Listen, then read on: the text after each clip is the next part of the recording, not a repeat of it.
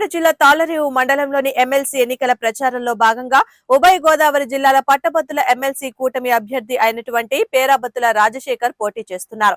ఆయనకు ఈ నెల 27న జరగబోయే ఎన్నికల్లో మొదటి ప్రాధాన్యత ఓటు వేసి అఖండ మెజార్టీతో గెలిపించమని ప్రార్థిస్తూ పేరాబత్తుల రాజశేఖర్ సతీమణి సత్యవాణి తాళ్లరేవు మండల పరిధిలో ఉన్నటువంటి ప్రైవేట్ ప్రభుత్వ స్కూల్ కాలేజీల్ని సందర్శించి వాళ్లతో మాట్లాడారు. తమ అమూల్యమైన ఓటుని 1వ నెంబర్ పై వేసి 1వ నెంబర్ కు మొదటి ప్రాధాన్యత ఇవ్వాలని తెలిపారు.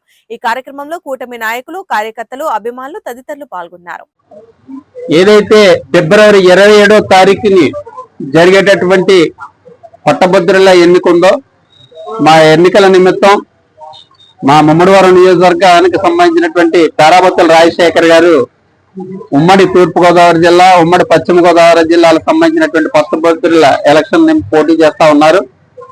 మరి ఆయన గెలుపు నిమిత్తం ఈ రోజు మా తాళ్లరేవు మండలంలో ఉన్నటువంటి అన్ని ప్రైవేట్ స్కూల్స్, మరి ప్రభుత్వ రంగ సంస్థల్లో పనిచేస్తున్నటువంటి ఉపాధ్యాయుల్ని కానీ ఇతర ఉద్యోగస్తుల్ని కలవాలనేటువంటి ఉద్దేశంతో మరి రాజశేఖర్ గారి యొక్క సతీమణి గారు ఈ రోజు క్యాంపింగ్ చేయడం జరుగుతూ ఉంది.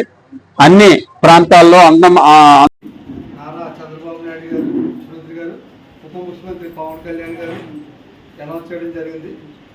రాజశేఖర్ గారు మొత్తం 2 ఉమ్మడి జిల్లాలో తిరగడానికి 37 కాన్స్టిట్యున్సీలు తిరగడం చాలా శ్రమతో కూడుకున్న పని. ఆయన వెస్ట్ గోదావరిలో తిరుగుతారు.